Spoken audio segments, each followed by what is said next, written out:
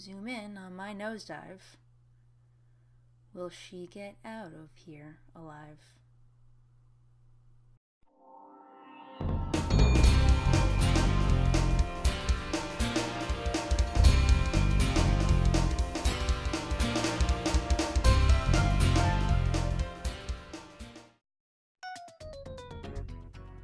Hello everybody, welcome to my realm. I'm the Capucc, self-proclaimed queen.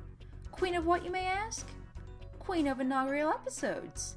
Yes, this is the first of what will be many videos.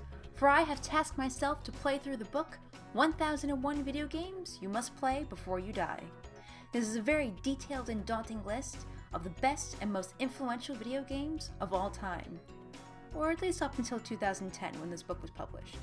1001 video games? Challenge accepted, so let's get started. I wanted to kick off my series with an old favorite of mine, one that was well received by critics and players alike, Prince of Persia, The Sands of Time. But before we get into the specs, let's set the stage with a little perspective.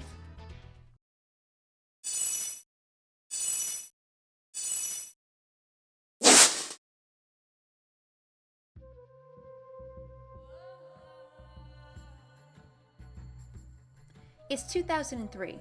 The Enix Corporation and Squareco officially merged into Square Enix in April. Nintendo released their Game Boy Advance SP in February, and we were delighted with such releases as Devil May Cry 2 and Fire Emblem. Ubisoft at this point has been sitting pretty with their successful franchises such as Rayman and the Tom Clancy series. They've pretty much cemented their grand status in the gaming world. By the late 1990s, they started to focus on expanding, opening numerous studios around the world and acquiring other gaming companies. One such company was the Learning Company, which at the time held the Prince of Persia brand. The original Prince of Persia, made by Jordan Mechner, was met with success back in 1989, but with a disastrous attempt at realizing a new 3D Prince of Persia adventure, he was reluctant to move forward with Ubisoft's ambition to once again resurrect the franchise. However, the opportunity was too good to resist, and by 2001, Sands of Time was in development.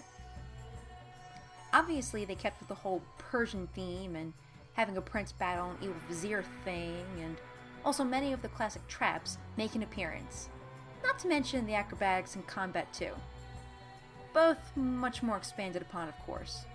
But this is where the similarities end. Sands of Time took on a life of its own, and went on to earn some of the greatest accolades a video game can get. So let's hop to it and open our books to page 537 and check out Prince of Persia, The Sands of Time.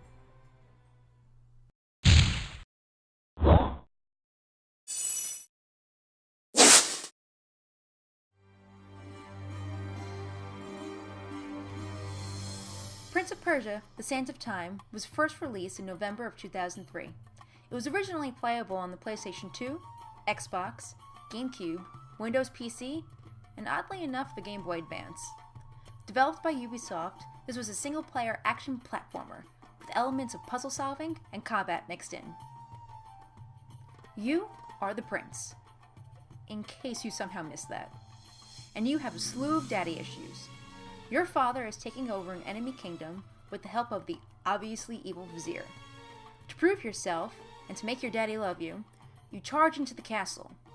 You learn two things about the prince at this point. One, he's pretty good at swinging a sword. And two, he's quite the little acrobat.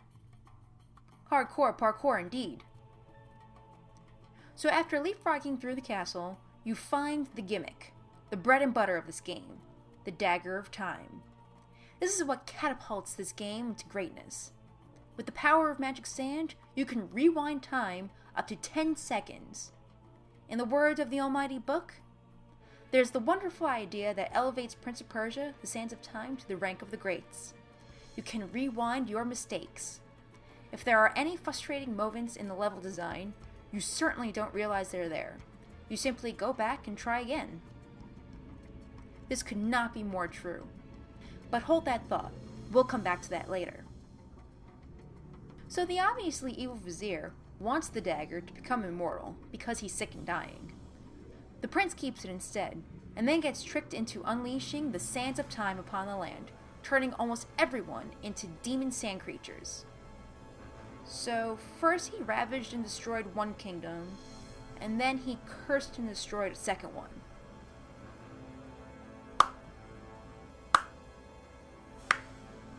Good job, dude. Good job. Anyway, the only ones left standing are the prince, the obviously evil vizier, and the captured Princess Farah, who will now serve as your unwilling companion for most of the game.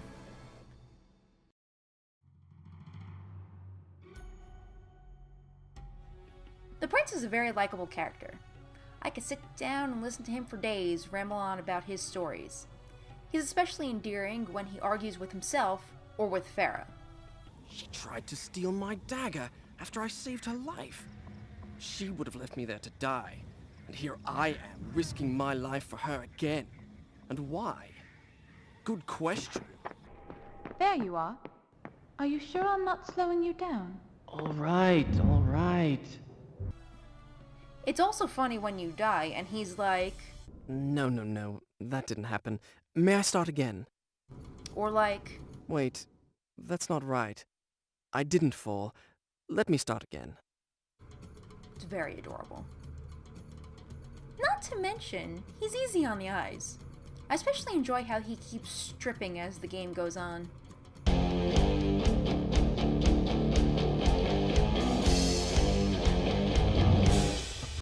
Oh, Prince, you sexy beast, you. Moving around the stage with the prince feels fluid and graceful. And with his arsenal of flips, jumps, and wall running techniques, you feel like you can go anywhere. His character and comic relief really shines when he's in the company of Farah. Well, what are you waiting for? I'm afraid. What if I get into trouble and you have to come chasing after me? Please. Do you mean to say you actually need my help? Yes. Oh well, in that case.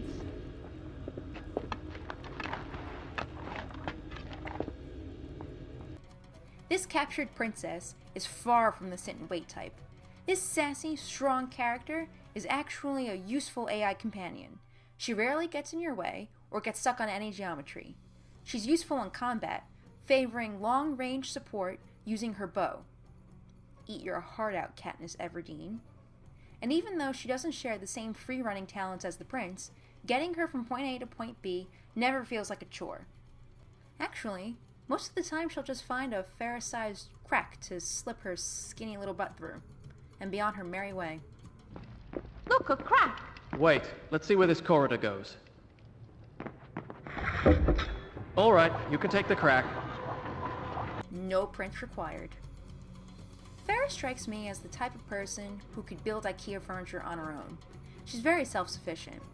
The game scripts out everything she needs to do, pull levers, crawl through holes, etc., in a very natural way.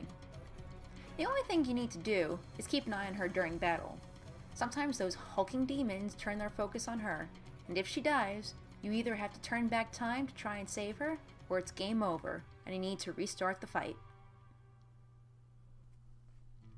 Speaking of turning back time, let's talk about the dagger. It's so awesome! The Dagger of Time gives you 5 powers: Revival, Delay, Restraint, Haste, and Destiny. Revival, or Rewind, is literally a lifesaver. So you misjudged what geometry was actually grabbable, or you thought that a platform was way closer than it actually was. By the way, both these things happen a lot. No problem! Just rewind and you're good to go until your sand runs out.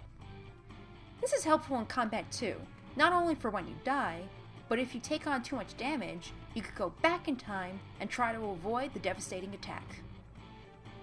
The next 3 powers are battle-focused. Delay, or slow motion, slows everything down so you can dodge an attack with more precision. Restraint, or freeze, is one power you're going to use often. It freezes enemies so that you can either knock them to the ground or dispatch them in the air for the kill. Very useful when you're feeling crowded. Haste, or fast forward, I didn't find myself using all that much. It speeds you up so you can zoom around and attack multiple enemies, practically clearing out the field. The last power is Destiny, or Visions. Throughout the game, you'll find these glowy pillars of sand that will save your game and give you visions of the future. This gives you hints about your next challenge. These points are frequent, sometimes only minutes apart, and at first I found this type of hand-holding annoying. However, as the game progressed and started to get even more challenging, I became grateful for the abundance. Navigating through the castle is a fluid experience. Getting from point A to point B always has just enough challenge to be engaging instead of monotonous. The same could be said about the puzzles. They're all logical, and I never felt that any of them were unfair in terms of their solution. And the traps, whether they're spikes, rotating daggers, or spiky poles, are well thought out in placement. Although those long, winding, death-filled corridors with the timed doors at the end, yeah, they can go fuck themselves. As you make your way through the castle, you'll find 3 ways to upgrade. You can upgrade your sand tanks by finding a certain number of these sand clouds. You can upgrade your health by finding hidden magic fountains and drinking from them. And you can find stronger swords just lying around the castle, which will improve your combat skills as well as allow you to break walls.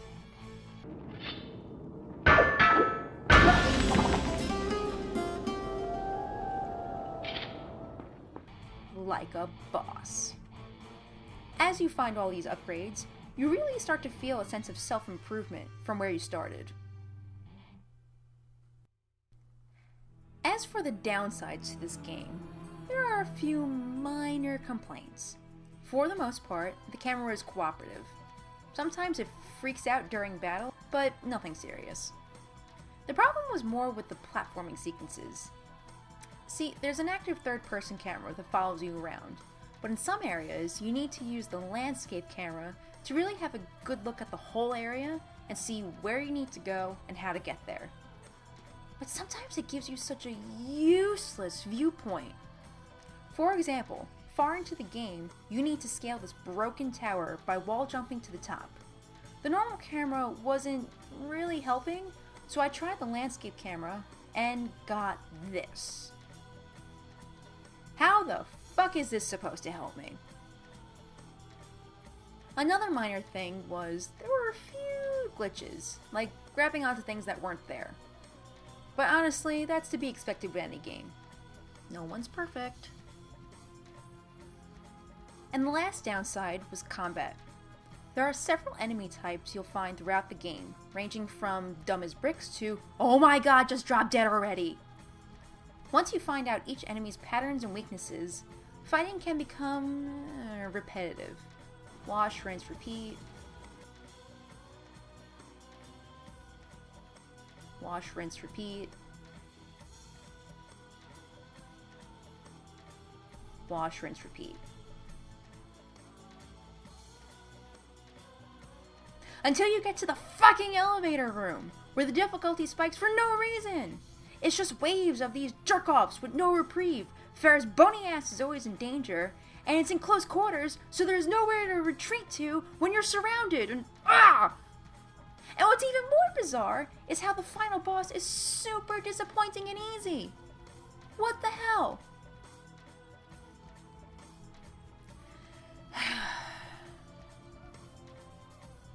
So anyway, why does this game deserve to be on this list anyway?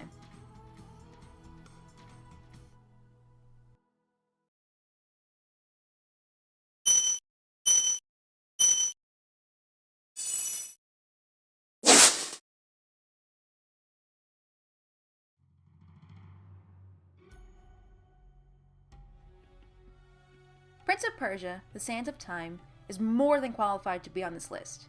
It's a masterpiece. A lot of care and craftsmanship went into this game.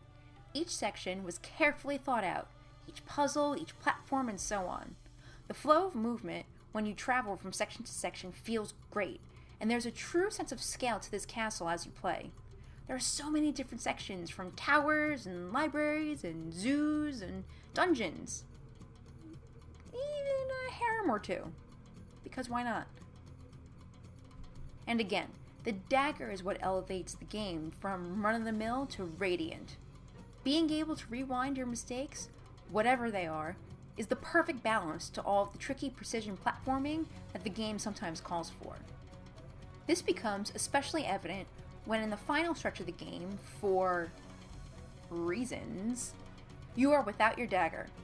At that point, suddenly everything you do is literally life and death, since you have no Control-Z at your fingertips. The game forces you to become careful, and you become paranoid about your abilities, realizing that you became way too reliant on your fancy toy. It's such a good twist. So, does this game still hold up today? In short answer, yes. The mechanics are tight and they hold up to today's standards. The visuals, while starting to show signs of their age, still look pretty damn good. Kind of like Susan Sarandon. It's just a pretty game. The architecture, the warm colors, and the sky. Oh my god, the sky. I stayed watching this one sunset for like 5 minutes because it was so pretty. Look at it! It's so good! And the character models still look pretty decent. I mean, compared to today, you might think they're a little rough. Excuse me, sir, but your polygons are showing. But that's alright. The storytelling is great, the music is great, the prince is great. He's endearing. Here I come!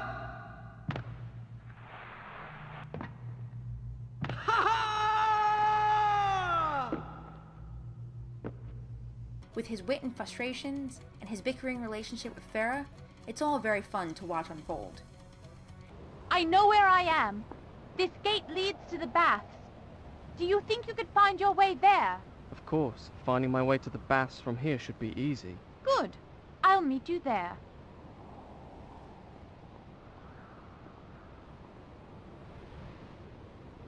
I'll just ask the first sand creature I run into. Could you direct me to the baths, please? Well, thank you. Don't mention it. I used to be a bath attendant back when I was alive. And the obviously evil vizier is, well, obviously evil. Meh. Bottom line, this game is fun to play, and deserves to be played.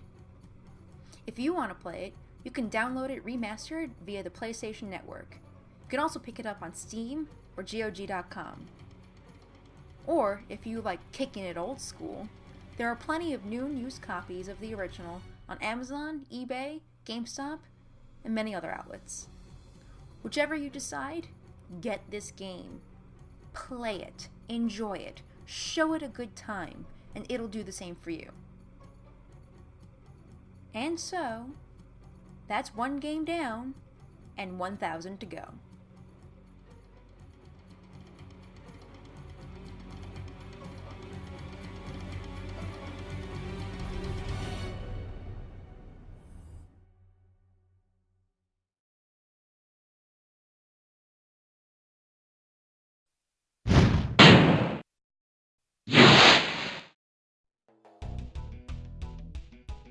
Hey, you're still here! How exciting!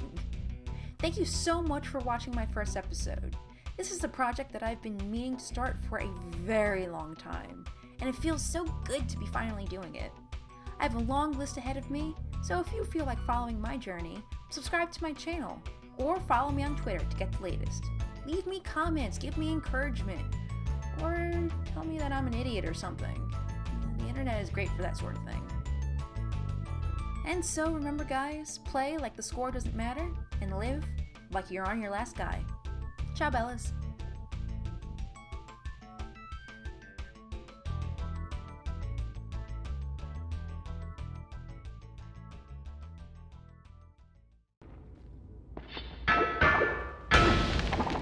Oh, have you been waiting here all this time? I didn't realize you meant these baths. I went to the other baths, clear across the other side of the city. I had a lovely wash and a rub with fragrant oils. Too bad you weren't there. Stop talking to yourself!